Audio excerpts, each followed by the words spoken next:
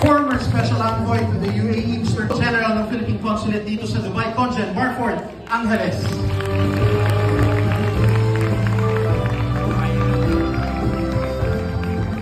Member of the House of Representatives, Mr. Joel Consing, President and CEO of the Maharlika Investment Corporation, Yusek Patricia Yvonne Kaunan, otherwise known as Yusek PY, BMW, Honorable Yusek Gerald Barria, PCO, and Honorable Yusek Franz Imperial, RTVM. Of course, also Ambassador Al-Khatam, the UAE Ambassador to the Philippines. Distinguished guests, honorable leaders of the Philippine community, my dear kabayans, sorry po ako po ay humihingal. Magandang hapon po sa inyong lahat. It is with immense pride and great pleasure that I welcome you to this extraordinary gathering.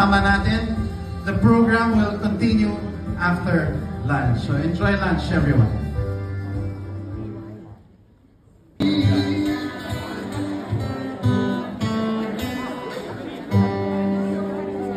Dito po sa Dubai ay nagkasama.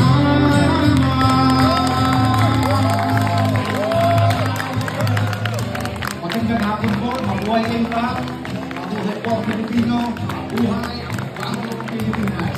Thank you! Muli sa Masigado at si Mr. John Paul Maderogao. Palakpakan po para sa ating iilan pa.